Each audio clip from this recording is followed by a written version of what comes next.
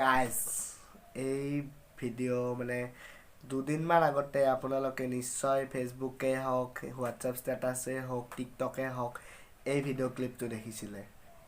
बहुत आई गई यादें मगर इस बार तुम ही आना इरादे फिर से जाने के नहीं ला।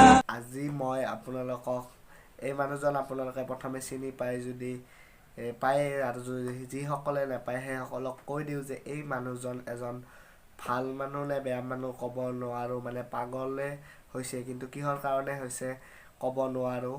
কিন্তু এই মানুহজনে বঢ়িয়াকৈ ইংলিছ ক'ব পাৰে, যিহেতু আপোনালোকে নিউজত দেখিছে।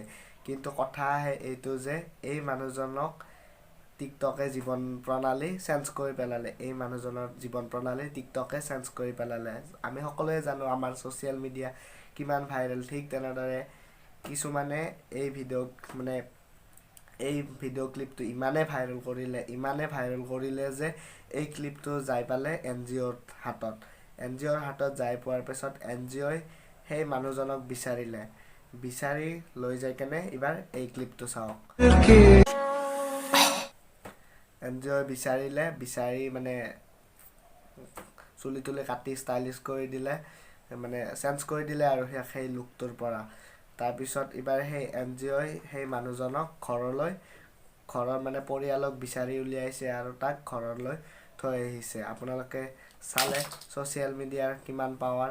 সেইকাৰণে দুদিনমান আগতে ৰাণু মণ্ডল পপুলাৰ হৈছিলে।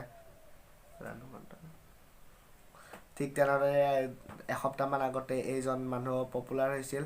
আৰু যিসকলে মানে ফেচবুক, ইনষ্টাগ্ৰাম, হোৱাটছএপত ষ্টেটাছ দি আছিলে এজন ভাল মানে মানুহ, এফালে এজন ধুনীয়া হেণ্ডচাম ল'ৰা আৰু এফালে সেই ভিক্ষাৰীজন, সেই যিজন মানুহ আছিল হেণ্ডচাম ল'ৰাজন সেইজন সম্পূৰ্ণভাৱে ফেক আছিলে। এয়া আপোনালোকে স্ক্ৰীনশ্বটটো চাওক। এই মানুহজনৰ নাম হৈছে পৱন নহাৰ শ্ৰীবাস্তৱ। এই মানুহটো ট'টেলি ফেক হয় আৰু সি ইনষ্টাগ্ৰামত লিখি দিছে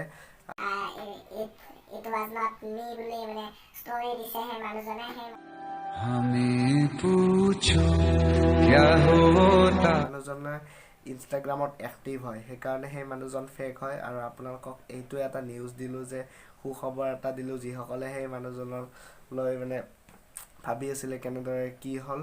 আৰু মই বিশ্বজিত আপোনালোকক এনেদৰে ভিডিঅ' মানে সেই মানুহজনৰ কাৰণে মোৰ এই ভিডিঅ'টো ভাল লাগিলে লাইক কৰি দিব, চেনেলটো ছাবস্ক্ৰাইব কৰি দিব। মই এই চেনেলটোত এনেকুৱা টাইপৰ ভিডিঅ' সদায় লৈ আহোঁ। তো আজিলৈ এৰিলোঁ। আৰু মই আপোনালোকক কৈ থওঁ যে মই এইকেইদিন চেনেলত ভিডিঅ' দিব পৰা নাছিলোঁ, কাৰণ মোৰ মোবাইলটো মৰি গৈছে, মানে বেয়া হৈছে। আৰু নতুন মোবাইল ল'লেহে ভিডিঅ' দিব পাৰিম। এতিয়া মই পাপাৰ মোবাইল দি ভিডিঅ' শ্বুট কৰি এডিট কৰি দিম আৰু। তো আপোনালোকৰ কাৰণে কিমান কষ্ট কৰি বেলেগ পাপাৰ মোবাইল লৈ মই ভিডিঅ' বনাই আছোঁ। তো আজিলৈ এইখিনিয়ে। বাই বাই, জয় অসম।